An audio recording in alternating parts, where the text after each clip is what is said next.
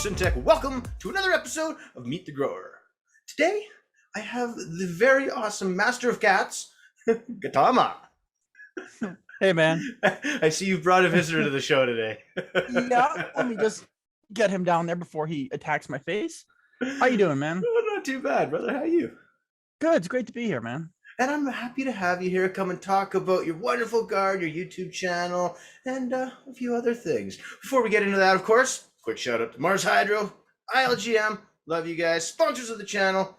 Link down below if you want to throw me a little love at Patreon. Appreciate that. Gautama, how you doing, brother?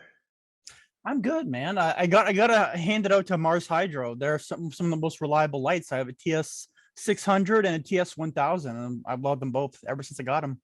Nice. Yeah, I got a couple 1000s actually up there behind me that power the green wall here, full of aloe and tomatoes and maybe some other stuff. So I've been meaning to do aloe ever since you and Tim did that that cloning tutorial where you put it in aloe. You talked about that. I've been meaning to do aloe, but I got COVID and it was a whole thing, and my whole grow got messed up. always something, man. Always something. And I think before we get into the garden and ask you some of those questions, why don't you give us a little bit of that life story, the background? What brought you here today? Well, ironically, I was very anti-cannabis, anti-alcohol, anti really any kind of intoxicant or anything like that up until college. And then I really, it sounds odd to say, but it was really peer pressure. I didn't have a lot of friends in high school, in part because I was such a stick in the mud, to be honest. But Straight so edge. I tried cannabis, and I liked it. Didn't really think much of it. But then a few years later, I started to get very sick. And looking back, I guess I was sick from like the time I was 16, but it wasn't really until I was like in my mid 20s, with the point where I actually realized that something was seriously wrong. Went to the doctor, did a million tests, scopes, blood tests, all that crap. Turns out I have Crohn's disease. For the people who don't know, it's just it's an autoimmune condition. It affects the skin and the eyes, but mostly the bowels. It's it's not great. You got to take a lot of medication for it. But in addition to that, I also had a very rare symptom that most people don't have. I had 24/7 nausea. So I have to take Ooh. medication every 4 hours, 4 or 5 hours. And what happened is in around 2013-ish, I started to get this vomiting, and I tried to take medication to stop it. None of the medication I had worked. The only thing that worked was cannabis. I had to smoke cannabis every 4 hours, because if I didn't, I'd start vomiting, and I'd vomit until I vomited blood, and I'd vomit blood until I lost consciousness. Wow. Yeah, That's it sounds horrible. it sounds very dramatic. Like I remember at one point I was vomiting blood into a plastic bag as my wife wheeled me into the emergency room. It was very bad, but cannabis literally saved my life. Yeah. Nowadays, I have medication that thankfully works. I don't need cannabis. I'm not dependent on it in the same way, but it really saved my life. And not even talking the emotional and the effects it's helped me deal with stress and anxiety. But I mean, I guess really what brought me here is finding the Photosynthetic server, meeting you through other people, and I decided to make my own YouTube channel a few months ago. I've just been kind of making videos about whatever cannabis related things I feel like. So it's an eclectic mix. I got reviews, I got some tutorials, some grow updates, that sort of thing. I'm kind of all over the place when it comes to cannabis stuff. Cool. So speak to that a little bit. The theme of your channel, Gautama's Garden. Tell us about that. How you came up with that, and what was the driving factor that made you go, I got to get on YouTube? Well, I am a Buddhist. To those in the know, I'm a Theravadan Buddhist of the Thai forest tradition. That probably means nothing to most of you, but to those people who know, they're going, "Oh, I know that." That But sounds super cool. uh, essentially, like my focus on YouTube is always just making kind of like, not necessarily Zen, but just kind of like relaxing videos. They're just like kind of chat you'd have with a buddy about growing. Like I'm not out here to tell you that I know everything about cannabis. God knows I don't. I'm learning new things every day. I mean, I'm learning new things all the time. I feel like if I wasn't, it would kind of suck, wouldn't it? Yeah, yeah. If there was nothing else to learn, what would we do? So, I just focus on making, kind of, I wouldn't really say Zen, more like just relaxing kind of videos that chat with a friend, that sort of thing. Very cool, man. Very cool. Let's talk about your grow space. I want to know how you put it together, how it's changed over time. Let's talk about that. Well, I first grew for the first time in 2015, Okay. illegally. Dun dun uh, dun.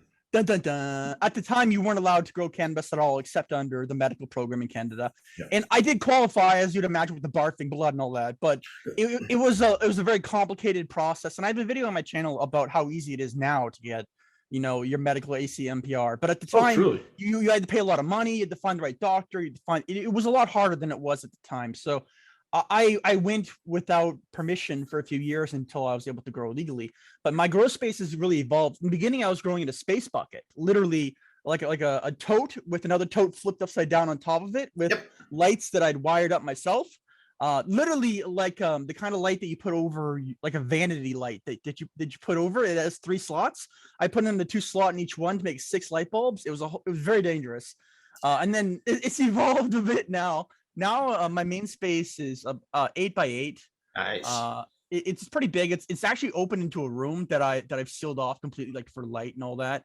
Okay. And so I have that. I also have a smaller 2x2x4 that I use for like isolating males or females that have sprayed with STS or something like that, or CS. I've done actually. I haven't actually gotten around to using the STS that I have, but whenever you're doing any kind of work with pollen or anything like that, where you have males or any kind of pollen, you gotta isolate that. You can't let that get out. Also, I have a smaller. It's about, I think it's 2x3x2. It's sort of weirdly shaped. It actually separates into 3 compartments, but right now I'm using it just to keep some clones alive. So it's not that interesting, to be honest. But in terms of light wattage, I have a Maiju 240. Like I said, I have a TS 600, TS 1000. Those 3 are all in the main grow space, and then I have just some smaller blurples that I had left over from a long time ago that I used to supplement, as well as the smaller tents. Honestly, blurples, as much as they produce a lot of heat, like they're not bad. I mean, I wouldn't say buy them nowadays, not in 2022, not with the prices that you can get better lights. Yeah. You get quantum boards for way better. But if you had them laying around, by all means, I'm still using them, right? I'm not going to throw them out. Yeah. No, absolutely. And like my very first grow lights, the original ones that I bought were blurples, and there's one of them right behind me there, acting as a studio light, and I got another one running some clones. So that's the thing. It's all about getting the right gear and using it in ways that work for you. Now, when you're growing, are you following a set routine, a set style? Do you mix it up? Do you play around a bit? Tell us about your growing style. I am kind of all over the place. I admit that I'm bad for starting a project and then after like a while realizing, oh crap, I did this wrong. I could do this so much better if I supplement this at this time, or if I use this different soil mix. I've been known to just do what I'm doing now, is killing everything and starting over, just because you're not that far into a grow and you're realizing, oh, I could do so much more right now. So I'm kind of all over the place. In general, I think I focus mostly on soil and synthetics. Like I said, I know that, I don't know if you've been following my struggle with organics in the server. I've had a lot of my problem with organics is that it's not as easy to supplement things on like a daily basis and change things day by day. Like with synthetics, it's really easy to flush it out and start over in a couple of days. Or unless you're growing an autoflower, you're usually fine.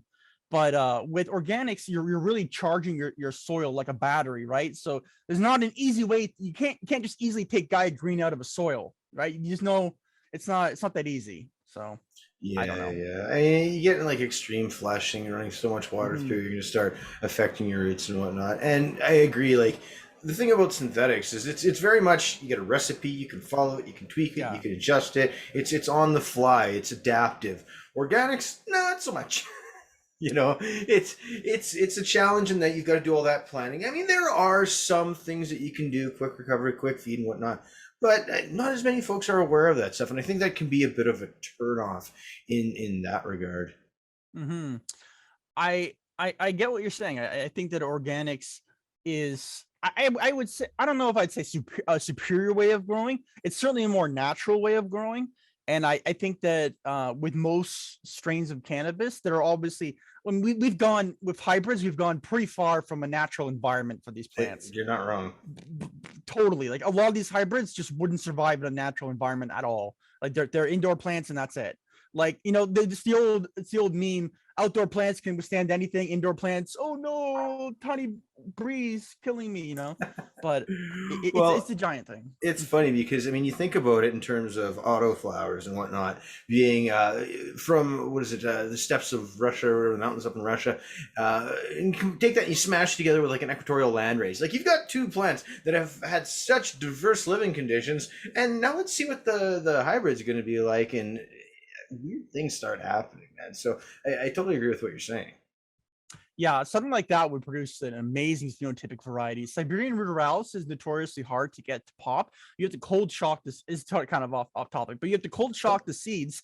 And I will say, cold shocking is a lot harder than you think. You have to like freeze them, and then you have to like take them at the right time, right temperature, and even then, like a pure Siberian ruderalis, a wild type plant, is even more wild than like a something like I've been growing. If anyone's checked out the YouTube channel, they'll see I've been growing a Laotian land race, but it's not actually a land race. It's deceptive. Most of the varieties that you get that are land races are actually domesticates that have been worked by humans for at least several hundred years. It is very rare to get pure land race unless you're talking like people who legitimately went out into the open fields far, far from human civilization, because that pollen will carry. It'll sweep up the mountains. Totally. Yeah. Several miles, like unabated. No problem. No problem.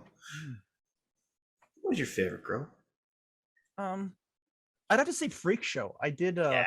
an indoor grow of 4 freak show plants. I documented it for the channel, and it turned out pretty good.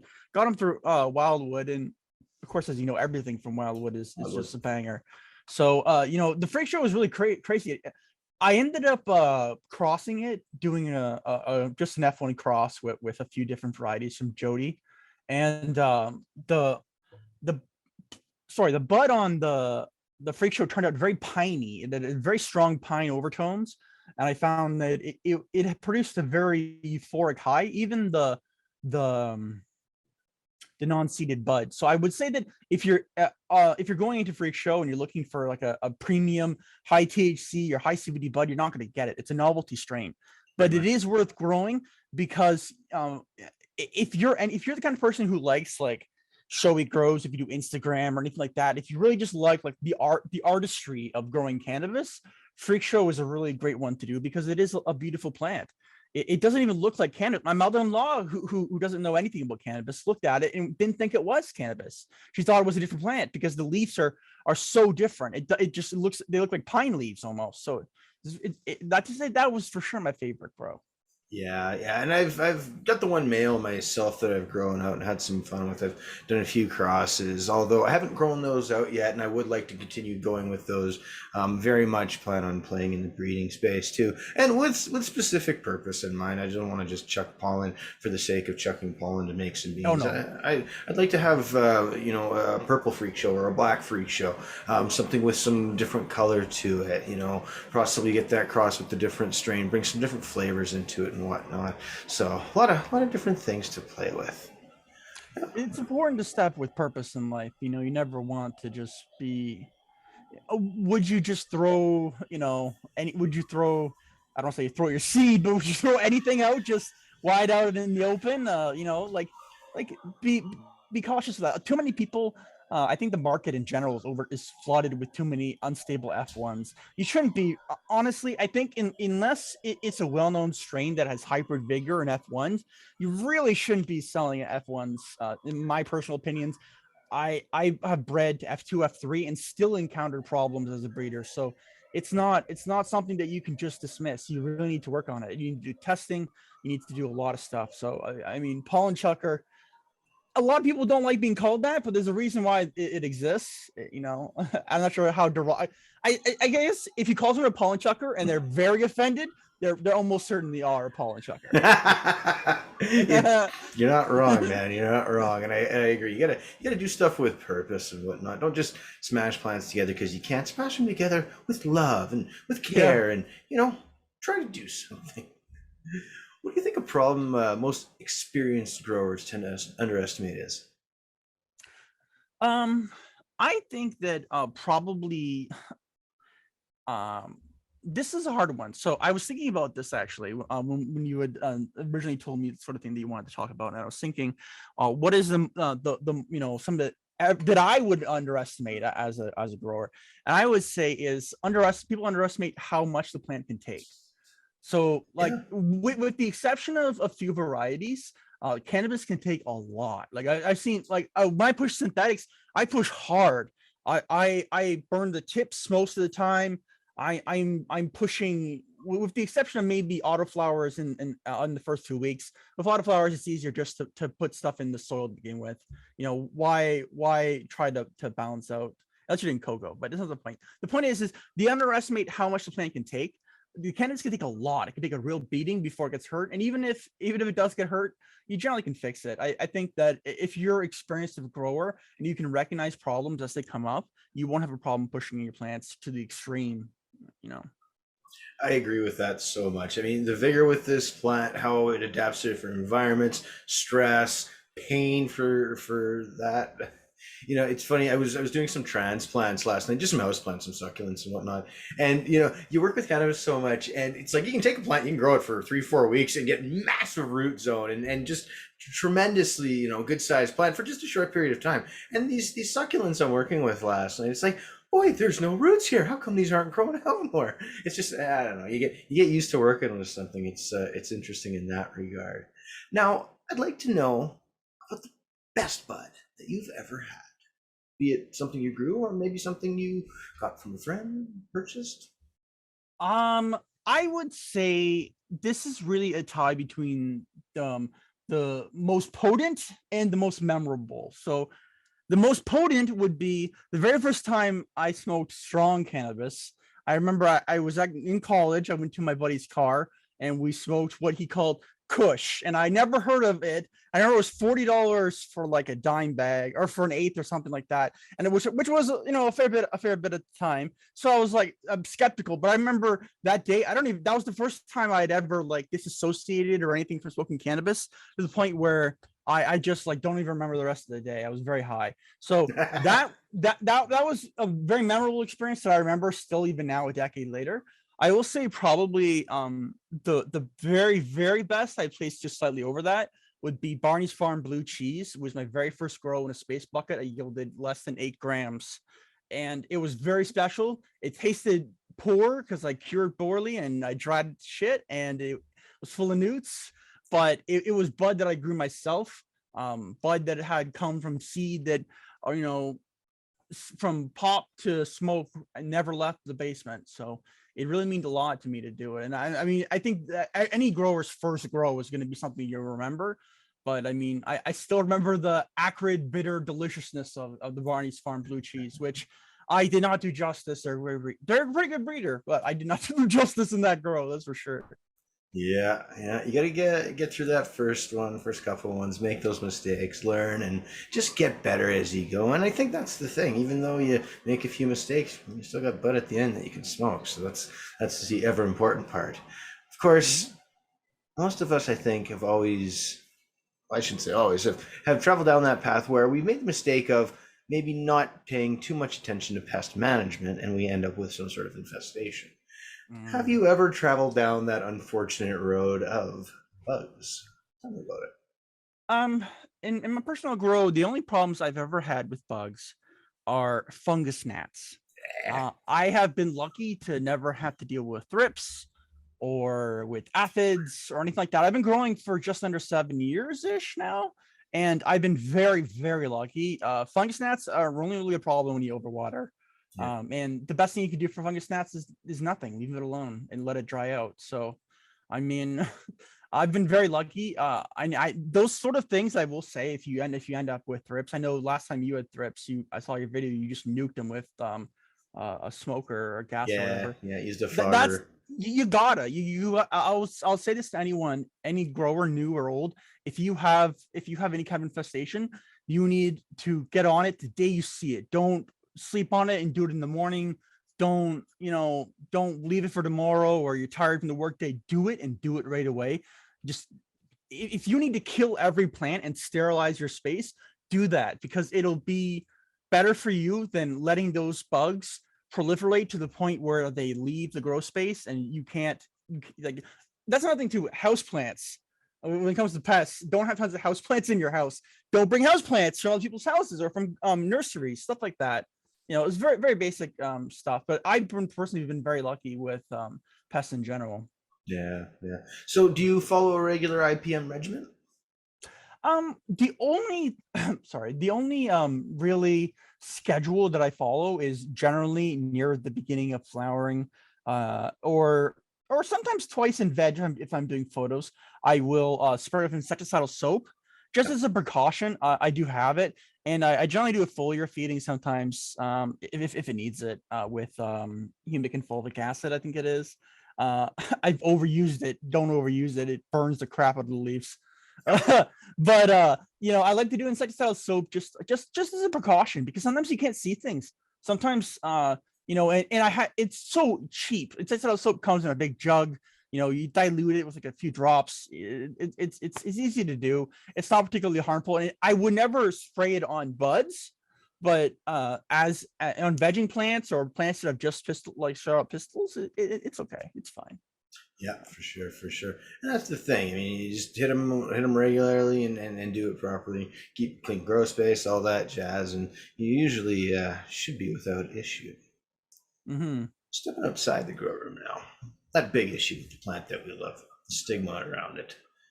What do you think we can do to make people, well, less hating towards the plant? I think people need to understand that cannabis is very complicated. It is both a medicine and not a medicine. It is both a recreational drug and not a recreational drug. It's not appropriate to classify it, I think, as either, because it depends on who you are. When my cousin smokes a bunch of bong hits at a party, he's not doing it because he's in pain, right? But at the same time, we need to recognize that that is a valid purpose too. It's a free country. People who don't have medical problems should be free to smoke cannabis as well. And I'm going on a roundabout path here as I go back to my point. But my point is, what was my point? No, I'm kidding. So no, but basically my point is that we just need to destigmatize it in general. We need to educate people about it more. People don't know. People just assume that everyone who smokes pot is a dope head. I can't tell you how many people. I live in a small town in Ontario, and I can't tell you how many people complain constantly every time a new dispensary opens, like a legal dispensary. And the ironic part is that these people, they drive past the LCBO. They have no complaints or problems, but for some reason, cannabis has been stigmatized so much. And I think there's a lot of reasons behind it. I think some of it is plain racism, not just here, but in a lot of places. It has some, a long history of that. In general, I think we just need to educate people more. Yeah, and we all grew up with this is your brain on drugs. There were a lot of incessant propaganda that was really misguiding and still affects people to this very day. My own mother has multiple sclerosis. She's in a wheelchair, refuses to even try like a CBD gummy because she was just so propagandized growing up that it's the devil's lettuce. It's just bad. It's horrible. It's like, well, can't have that conversation anymore because it is what it is. And you have people out there who are suffering because they've been lied to, and that's essentially the gist of it. You have people who are in pain today or discomfort who wouldn't be in pain or discomfort if someone in the past hadn't taken an active role in lying to them. Now, it's possible that person themselves was lied to. Maybe they were misled by the same propaganda. I'm certain that in most of the case they likely were, but it doesn't really make it okay. We just need to, we need to educate people more. We need to wake people up. There's an old story from the Dhammapada, one of the Buddhist texts, that says a gentleman comes to Buddha and he says, "Are you a god?" And Buddha says, "No." "Are you a messiah?" "No." Are you a great teacher? Are you like an aesthetic? What are? And he says, "No." And he says, "Well, then what are you?" And Buddha just replies, "I'm awake." Oh. I mean, my point is basically that you just need to wake people up, because they're living in a dream world, a fantasy world where cannabis is an evil monstrosity that doesn't help anyone or anything. And even in a worst case scenario, cannabis is not good for you and it's bad for you and is addictive and there's all these bad things that these people think. Even in the worst case scenario, is it worse than alcohol, which is a legal product that you can purchase, that is taxed heavily, that is, the government invests millions of dollars in every year and getting you to drink, you know? So it's a little messed up. And also the government spent decades putting people in prison, yet now, at least in Canada, they're like, oh, you can have your cannabis as long as you put some stickers on it or pay the taxes or whatever. I'm very frustrated by the legal system in Canada in general, just in the quality and everything in general. It's just been I'm Yeah. rambling, but it's the thing. Well, I mean, and I think you said the main and very key word there, quality. And I know Yeah. that you've had a recent experience with Yeah. quality, and without naming names and whatnot, Mm. I know that you had a job at an LP, and Yeah. well, I'll let you speak to that. So I got a job. It was supposed to be like a dream job, right? It's supposed to be an introduction to the industry. Supposed to be a great chance to learn how to grow and all. You know, I mean, learn how to grow. Obviously, I know how to grow, but to their SOP and their standards, fine, Right, whatever. right. So I entered it, you know, pretty optimistic, and there were HR problems, and there were, you know, personnel, you know, like interpersonal things that made me not like the job. Fine, whatever. But my main concern about the job was the quality of the bud that was produced. I assisted with 3 harvests over about 3 weeks that I was there, and in those harvests, one was mediocre, a little bit of PM, not that bad. One was so covered in powdery mildew. I'm not kidding, Matt. It was so covered in powdery mildew. We were wearing masks, and one of the guys who was working with me had to stop because he was coughing so bad through his mask. We were all wearing like full gear. He was coughing so bad. We were smacking our legs, and there was powdery dust coming off our legs. Ugh. And that bud, according to the company, met health standards and was perfectly fine to be shipped. And now that being said, powdery mildew can be destroyed by irradiation and can be used for edibles and oils. I'm not denying that. I'm not denying that.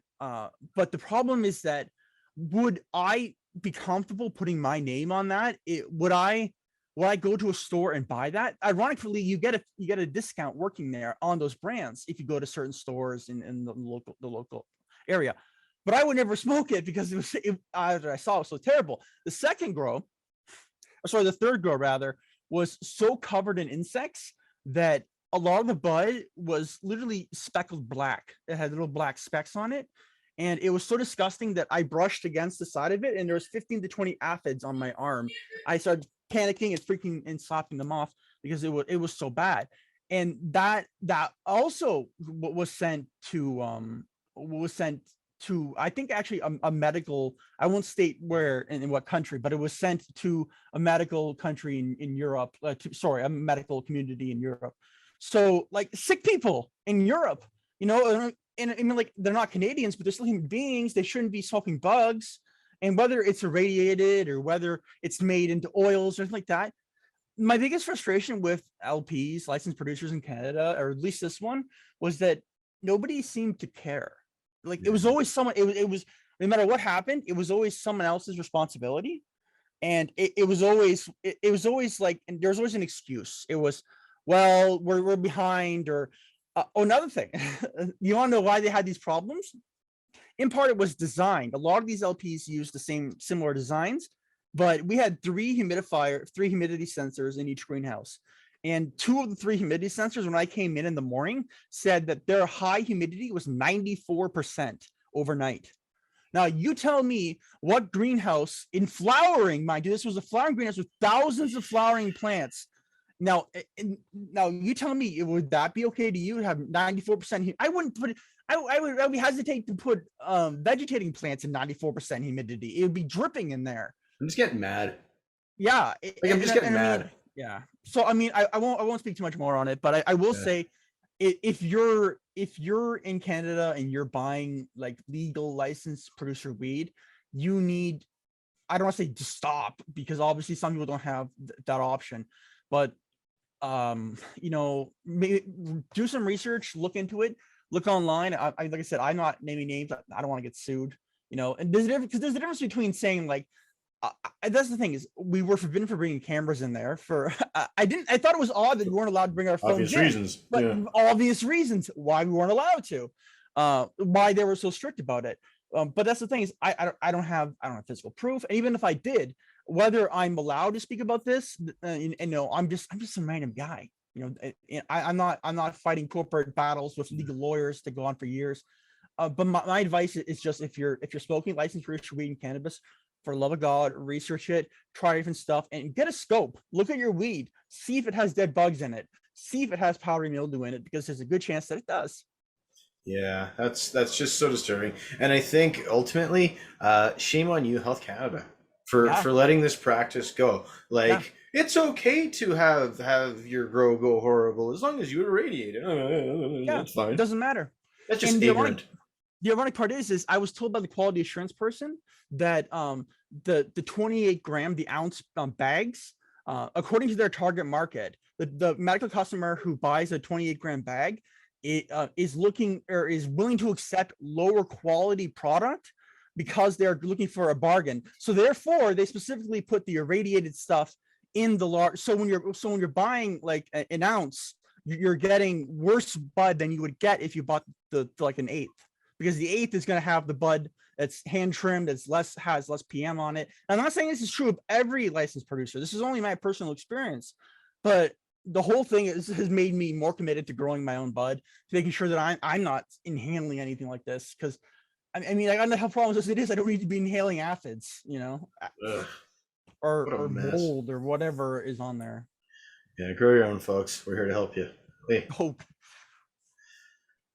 What do you feel your biggest struggle as a grower is?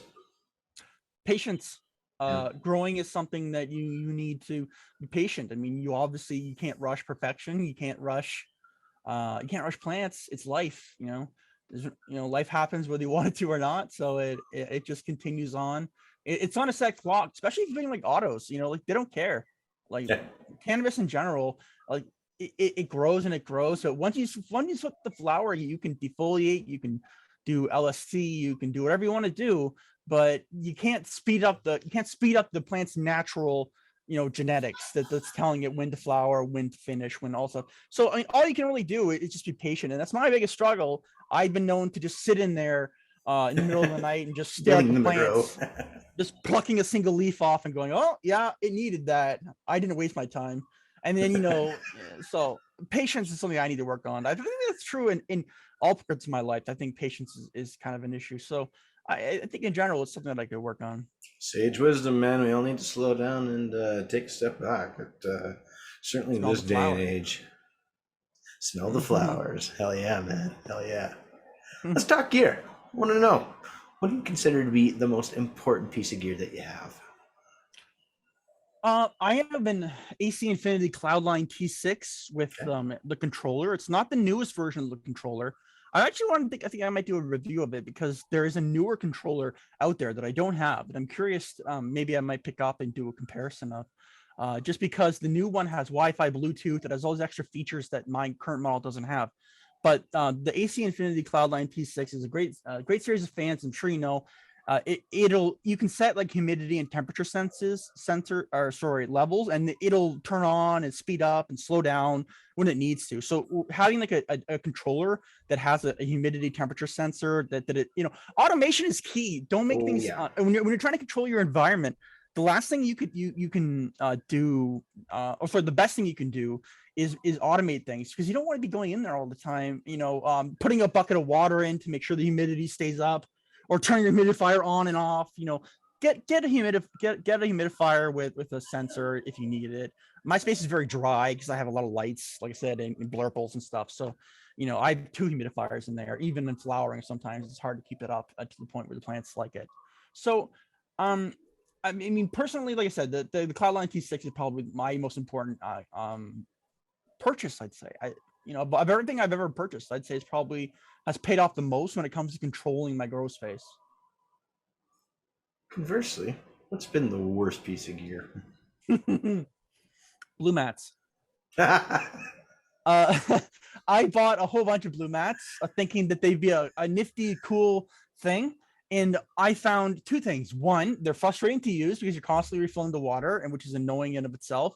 And two, cannabis doesn't like having its roots saturated all the time. And it prefers, at least the plants that I've grown using them. I might try them with others, but the plants that I've tried them with, the strains, they prefer more of like a wet and dry, wet and dry. Plants seem to like more, especially in soil at least. They like that natural cycle of wetting and drying. And you keep them wet all the time, they just kind of end up waterlogged. And the blue mats, I don't know. I don't want to say gimmick. Now these were the blue mat juniors. I know that obviously you've done stuff about blue mats. There are more complicated ones. There's the German model, the trough model. Yeah.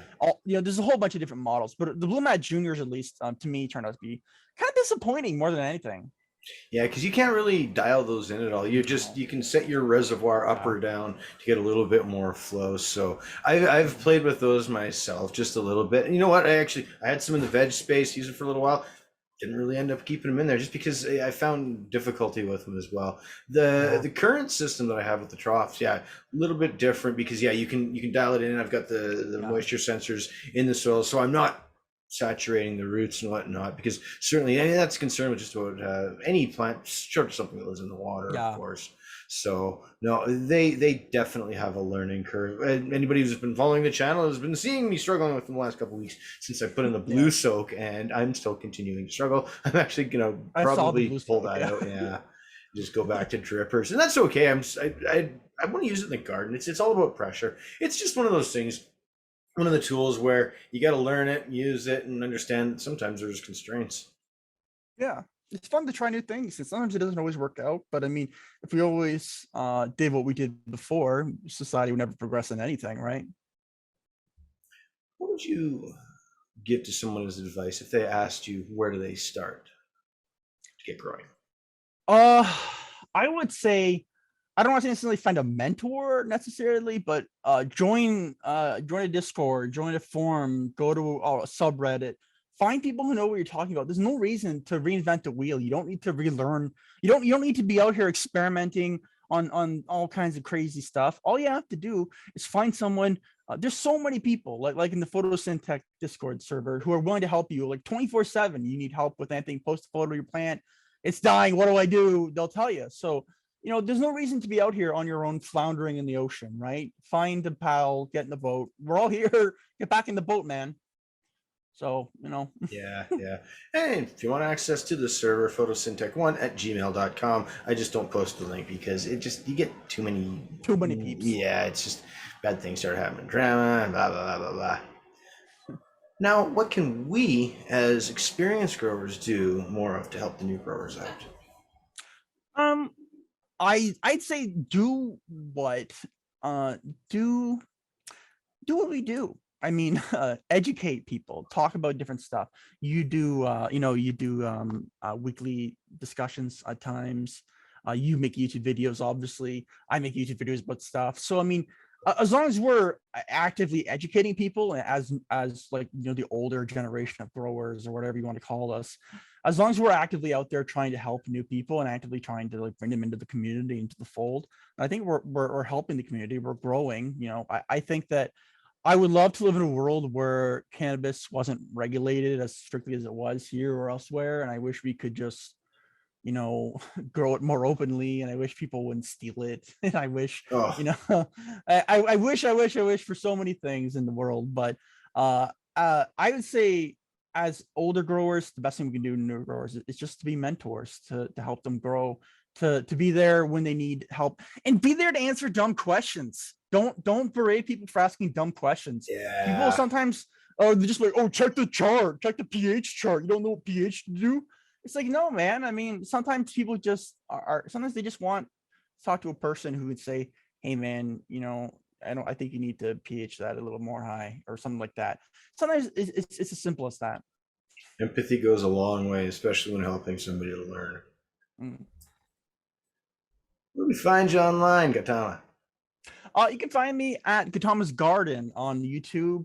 I'm always posting videos there. I'm on Gautama's Garden on Instagram as well, but I don't post there as much as YouTube. So YouTube's probably the best place to find me. Put some links down below. I suggest you guys go check out his channel. Give him a follow on Insta too, and show him some love. All right, sir. Well, Absolute pleasure chatting with you today, man.